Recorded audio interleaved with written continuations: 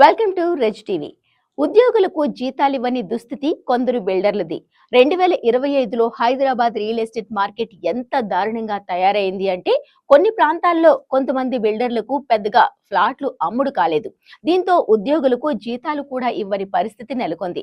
పలు నిర్మాణ సంస్థలైతే ఉద్యోగులకు 2-3 నెలల జీతాలు బకాయిలు పడ్డాయి. అంటే 3 నెలల క్రితం ఇవ్వాల్సిన జీతాన్ని ప్రస్తుత నెల చెల్లించే పరిస్థితి ఏర్పడింది. ఇలాంటి పరిస్థితుల కారణంగా అనేక మంది ఉద్యోగులు ఈ రంగం నుంచి వెళ్లిపోయి వేరే రంగాల్లో ఉద్యోగాల్ని వెతుక్కున్నారు. చివరి త్రైమాసికంలో కొందరు డెవలపర్లకే అమ్మకాలు జరిగాయి. అది కూడా కోకాపేట్ నియోపోలిస్ వంటి పేరెన్నిక గల లొకేషన్లలో కేవలం కొంత శాతమే సేల్స్ జరగడంతో ఈ లొకేషన్ లో ప్రాజెక్టులను చేపట్టే బిల్డర్లలో కొందరు ఇబ్బంది పడుతున్నారు. సో మొత్తానికి కనీసం 2026లో అయినా ఈ రంగం డెవలప్ అవుతుందనే ఆశాభావాన్ని హైదరాబాద్ నిర్మాణ రంగం వ్యక్తం చేస్తోంది.